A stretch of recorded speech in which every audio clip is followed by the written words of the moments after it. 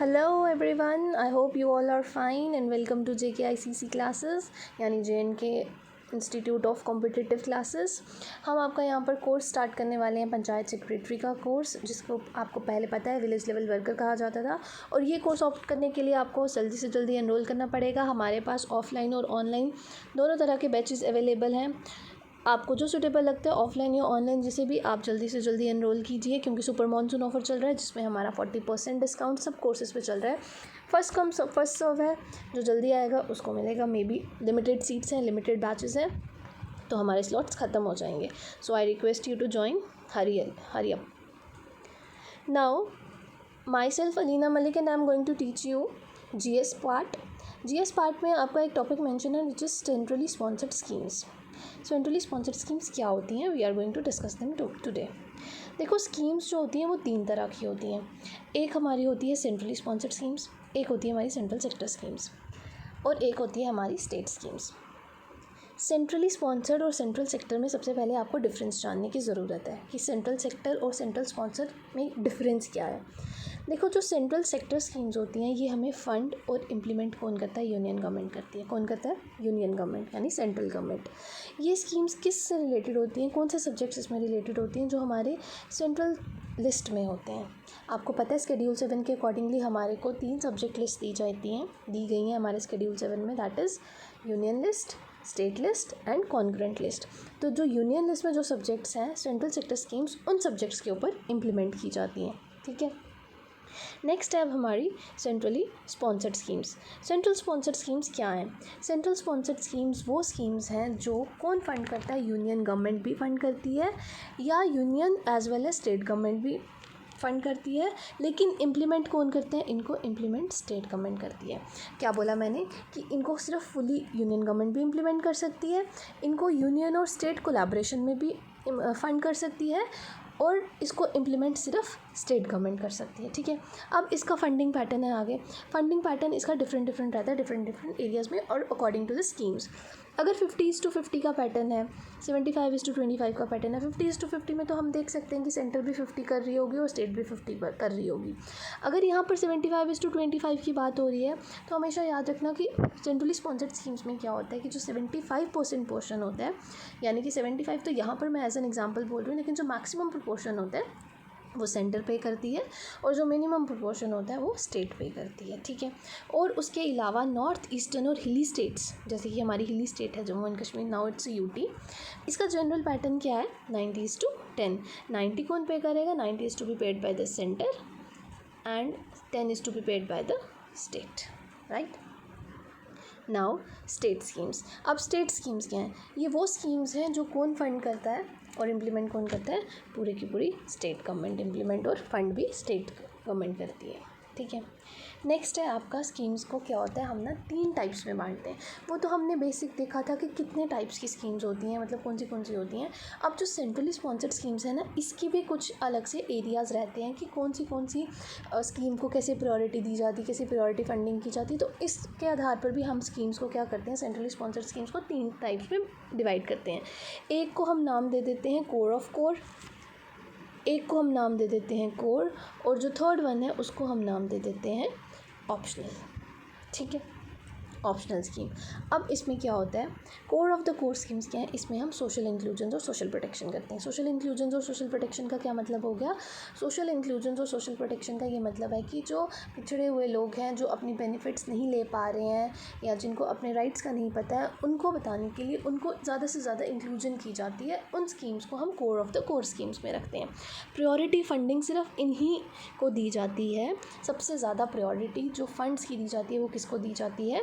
Core of the core schemes को। Core of the core schemes हमारी flagship schemes भी होती हैं। Now you might be knowing कि फ्लैगशिप स्कीम्स क्या होती हैं। अगर आपको नहीं भी पता है तो I come to know to you that कि फ्लैगशिप स्कीम्स क्या होंगी हमारी, जिनको सबसे ज़्यादा बजट दिया जाता है, बजटरी हाईएस्ट बजटरी एलोकेशन दी जाती है, सबसे ज़्यादा फंडिंग जिस स्कीम को दी जाती है, that is term to be known as the flagship schemes. हम आगे ये पढ़ेंगे एडिशनल टर्म्स में। We are going to discuss them. ठीक है, नेक्स्ट क्या है हमारा, इसमें क्या है, स्टेट जो है हमारा कितना कंट्रीब्यूट कर रही है, 25% ऑफ द कॉस्ट कौन कंट्रीब्यूट कर रही है, हमारी स्टेट्स कंट्रीब्यूट कर रही हैं। जैसे कि हमारी एक मनरेगा स्कीम भी इसके अंदर आती है, core of the core scheme. क्यों, इसमें सोशल इंक्लूजन है। मनरेगा क्या है, Mahatma Gandhi National Rural Employment Guarantee Act, ये एक्ट के अंदर एक स्कीम थी। एक्ट तो 2005 में आया था, स्कीम 2006 में आई थी। 2006 में ये स्कीम इम्प्लीमेंट हुई है। इसमें क्या है कि हर रूरल हाउस होल्ड से एक एडल्ट मेंबर को 100 डेज़ का वर्क गारंटी दी जाती है, राइट। हम इसके बारे में डिस्कस करेंगे आगे। लेकिन इसका फंडिंग पैटर्न क्या है, इसका फंडिंग पैटर्न ये है कि 75% कौन कंट्रीब्यूट कर रहा है, सेंटर कंट्रीब्यूट कर रही है, और 25% कौन कंट्रीब्यूट कर रहा है, स्टेट कंट्रीब्यूट कर रही है, मतलब फंड्स में। ठीक है, इसमें एक और एग्जांपल है हमारी पीएम मुद्रा योजना एलपीजी स्कीम, राइट। ये हो गई हमारी core of the core scheme, जिसमें हमने बताया कि प्रायोरिटी फंडिंग दी जाती है, सोशल इंक्लूजन है, फ्लैगशिप स्कीम है। नेक्स्ट है हमारी कोर स्कीम। कोर स्कीम क्या है, ये डेवलपमेंटल है नेचर में। मतलब इसमें जैसे हमने देखा कि core of the core schemes में क्या था, सोशल इंक्लूजन्स थे, लेकिन कोर स्कीम्स में क्या है, डेवलपमेंट्स हो रही हैं। ठीक है, इसकी क्या है, सेकंड प्रायोरिटी दी गई है फंडिंग में। मतलब प्रायोरिटी फंडिंग किसकी थी, सबसे ज़्यादा किसको महत्व दिया जा रहा है, core of the core schemes, लेकिन उसके बाद सेकंड प्रायोरिटी किसकी है, कोर स्कीम्स की है। इसमें स्टेट्स कितना कंट्रीब्यूट करती हैं, 40% स्टेट्स कंट्रीब्यूट करेंगी और 60% सेंटर पे करेगी। तो इसमें हमारे एग्जांपल के तहत पे स्कीम कौन सी है, Ayushman Bharat, Swachh Bharat, mid day meal, right. और नेक्स्ट है हमारी स्कीम ऑप्शनल। ठीक है, ऑप्शनल स्कीम्स स्टेट्स के लिए ऑप्शनल है whether they want to implement और not. Lump sum for the scheme states want to implement, कि स्कीम के लिए लमसम पेमेंट क्या है, अगर स्टेट्स इम्प्लीमेंट करना चाहती हैं तो स्टेट्स कितना पे करती हैं, इसमें 50% कॉस्ट जो है वो स्टेट पे करती है। बॉर्डर डेवलपमेंट एरिया प्रोग्राम्स इसमें आ जाते हैं। अब मैंने ऊपर आपसे बात की थी कि हम कुछ एडिशनल टर्म्स भी डिस्कस करेंगे। Now I am going to discuss them. सबसे पहला है हमारा मिशन मोड। मिशन मोड क्या है, मिशन मोड ये है कि कोई भी स्कीम, अगर कोई स्कीम निकाली है गवर्नमेंट ने, ठीक है, तो उसमें क्या है, पहले ही उसके डेडलाइंस मेंशन कर दिए जाएंगे। उसमें स्पेसिफिक टारगेट्स जो है वो बता दिए जाएंगे कि आपको ये टारगेट्स अचीव करने हैं। जैसे इसकी एग्जांपल आ गई, इंडिया को ओपन डेफिकेशन फ्री बनाना है। तो मतलब ये स्कीम जब निकालती है, ये स्वच्छ भारत के अंदर आता है, स्वच्छ भारत 2 के अंदर आता है। तो जब ये उसके अंदर आता है तो उसमें पहले ही हमें क्या बता दिया गया था कि हमें क्या टारगेट अचीव करना है। डेडलाइन क्या थी कि हमें इंडिया को ओपन डेफिकेशन फ्री बनाना है, and yes we are able to achieve that target. ठीक है, नेक्स्ट है हमारी फ्लैगशिप स्कीम। फ्लैगशिप स्कीम क्या है, हाईएस्ट और लार्जेस्ट बजटरी एलोकेशन, जो मैंने आपको ऊपर भी बताया कि सबसे ज़्यादा बजट जिसको मिलता है, सबसे ज़्यादा फंड्स जिस स्कीम को मिलते हैं, उसको हम फ्लैगशिप स्कीम बोलते हैं। नेक्स्ट स्कीम क्या है हमारी, अम्ब्रेला। अम्ब्रेला क्या है कि बड़ी स्कीम होती है एक, मतलब रिलेटेड होगी बाकी छोटी स्कीम से, तो वो सारी स्कीम्स क्या करते हैं, स्मॉलर स्कीम्स हम उसमें ऐड कर देते हैं, उसको सबस्यूम कर देते हैं, उसको मर्ज कर देते हैं। छोटी स्कीम्स को बड़ी स्कीम्स में मर्ज कर देना इस term to be known as umbrella scheme. जैसे समग्र शिक्षा अभियान, मैं आगे आपको समग्र शिक्षा अभियान के बारे में पढ़ाऊँगी, पर अगर मैं यहाँ पर आपको थोड़ा सा डिटेल में बताना चाहती हूँ कि समग्र शिक्षा अभियान में क्या है, डिफरेंट जो छोटी छोटी स्कीम्स थी, समग्र शिक्षा अभियान को क्या किया हमने, ब्रॉड लेवल पर कंसीडर करिए और उसके अंदर छोटी छोटी और स्कीम्स ऐड करिए और बना करिए एक बिगर स्कीम बन गई, और इसको हम कौन सी स्कीम बोलने लगे, अम्ब्रेला स्कीम। ठीक है, नेक्स्ट है हमारी कन्वर्जेंस। कन्वर्जेंस क्या है कि हम एक स्कीम को यूज़ करते हैं दूसरे के बेनिफिट्स लेने के लिए। ठीक है, दूसरे के बेनिफिट्स लेने के लिए कैसे, कि हम मनरेगा वर्कर्स को, जो मैंने अभी आपको ऊपर बताया गारंटी एक्ट के लिए, मनरेगा वर्कर्स को स्वच्छ भारत मिशन के टारगेट्स अचीव करने के लिए वी हैव यूज देम। तो हमने क्या किया, एक स्कीम, मनरेगा अलग स्कीम थी, स्वच्छ भारत अलग स्कीम थी, हमने इस स्कीम को यूज़ किया इसके बेनिफिट्स लेने के लिए, तो ऐसी स्कीम्स को हम क्या बोलेंगे, कन्वर्जेंस। ठीक है, अब नेक्स्ट है सेक्टर्स। अब मैंने आपको बोला कि आपके सिलेबस में क्या है, सेंट्रली स्पॉन्सर्ड स्कीम्स हैं। अब सेंट्रली स्पॉन्सर्ड स्कीम्स मैंने आपको बता दिया कि कैसे कैसे एरियाज़ हैं, उनके क्या टाइप्स हैं, उसमें क्या मोड्स रहते हैं, मिशन मोड्स कैसे रहते हैं, बेनिफिट्स। अब आपको जानना है कि कौन से सेक्टर्स हैं जिसमें हमने पढ़ना है कि स्कीम्स कौन से सेक्टर्स में पढ़नी है। ठीक है, इंपॉर्टेंट सेक्टर्स हम वही पढ़ेंगे जो पेपर पॉइंट ऑफ व्यू से इंपॉर्टेंट होगा। वैसे तो हम डिटेल में सारा पढ़ेंगे, लेकिन एक्चुअली यही सेक्टर्स होते हैं जिनमें स्कीम्स डेवलप की जाती हैं। तो क्या हैं ये important sectors, education, health, entrepreneurship, agriculture, rural development, women and child development. ठीक है, इन सेक्टर्स में कौन सी आगे स्कीम्स हैं हम 1 बाय 1 पढ़ेंगे। हम एक सेक्टर को उठाएंगे, उसके अंदर जो स्कीम्स हैं हम वो पढ़ेंगे, then will move on to the next sector. Now education sector की अगर हम बात करें एजुकेशन सेक्टर में कौन सी मिनिस्ट्री जो है ये स्कीम्स लाती है, that is term to be known as Ministry of Human Resource and Development. ठीक है, Ministry of Human Resource and Development जो है, अब इसको मिनिस्ट्री ऑफ एजुकेशन बोला जाता है। जब से नेशनल एजुकेशन पॉलिसी 2020 आई थी उसके बाद से इसको बोला जाता है मिनिस्ट्री ऑफ एजुकेशन। पहले इसको मिनिस्ट्री ऑफ एचआरडी बोला जाता था, now it is term to be known as Ministry of Education. ठीक है, अब स्कूल एजुकेशन में सबसे पहले मैंने आपको ऊपर एग्जांपल बताई थी समग्र शिक्षा अभियान की अम्ब्रेला स्कीम में। तो समग्र शिक्षा अभियान क्या है, सेंट्रली स्पॉन्सर्ड स्कीम है। ठीक है, इसमें फंडिंग पैटर्न क्या है, 60 जो है वो पेड बाय सेंटर और 40 जो है वो कौन पे करेगा, स्टेट पे करेगी। फ्लैगशिप स्कीम है, flagship scheme means highest budgetary allocation है इसके पास, और अम्ब्रेला स्कीम है यानी कि इसने छोटी स्कीम्स को अपने अंदर सब्स्यूम कर लिया है। ठीक है, अब इस स्कीम ने किस किस स्कीम को सब्स्यूम किया, नाउ विल सी। सर्व शिक्षा अभियान। ठीक है, सर्व शिक्षा अभियान को इसने अपने अंदर सब्स्यूम किया है। इसमें क्या है हमारे पास, राइट टू एजुकेशन। आपको पता है कि राइट टू एलिमेंट्री एजुकेशन है, 6 to 14 ईयर्स के बच्चों के लिए कंपलसरी एजुकेशन है। ये हमारा फंडामेंटल राइट भी है।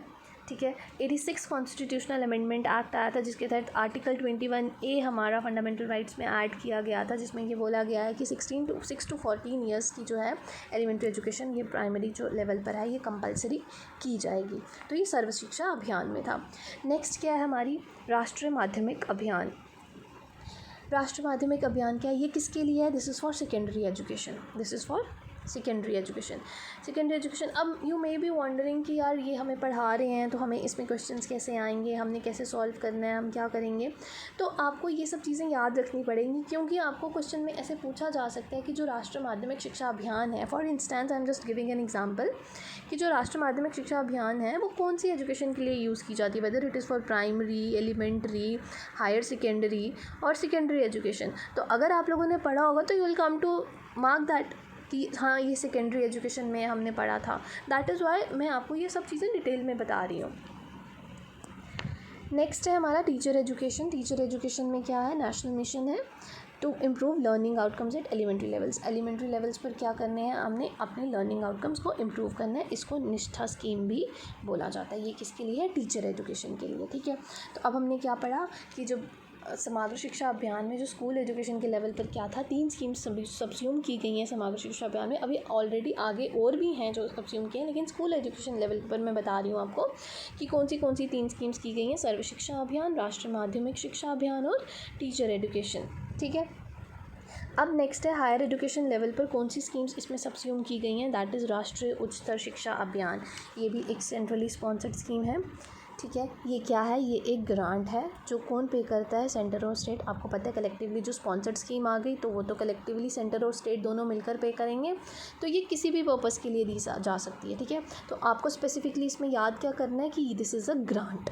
ठीक है, this is not a loan, this is a grant. Next है आपकी इसमें national education alliance for technology, जिसको हम नीट भी बोल सकते हैं, राइट, NEAT। ठीक है, ट्रिपल P स्कीम है। Triple P scheme is public private partnership scheme. इसमें क्या करते हैं, ये एजुकेशनल टेक्नोलॉजिकल कंपनीज़ को इनवाइट किया जाता है ताकि वो उनको आर्टिफिशियल इंटेलिजेंस बेस्ड सॉल्यूशंस बता सकें बेटर टेस्टिंग के लिए। ठीक है, ये कौन सी स्कीम थी हमारी, किस में था, ये national education alliance for technology यानी नीट में था। सिर्फ सेंट्रल गवर्नमेंट सजेशंस इनवाइट कर दी जा सकती हैं और प्रपोजल्स दिए जा सकते हैं इन स्कीम्स से। नेक्स्ट है हमारी scheme Pandit Madan Mohan Malaviya National Mission for Teacher Training. ठीक है, अब इसका नाम ही यही है कि Pandit Madan Mohan Malaviya National Mission for Teacher Training. तो ये स्कीम होगी किसके लिए, इसमें क्या करना है, हमें टीचर्स को ट्रेन करना है। अब आप लोगों को पता है हम हायर एजुकेशन की बात कर रहे थे, तो हायर एजुकेशन की बात कर रहे हैं तो हम टीचर्स भी कौन से ट्रेन करेंगे, जो यूनिवर्सिटीज़ और कॉलेजेस में पढ़ाते होंगे, यानी जो हायर एजुकेशन को पढ़ाते होंगे उन्हीं के टीचर्स को इंक्लूड करेंगे।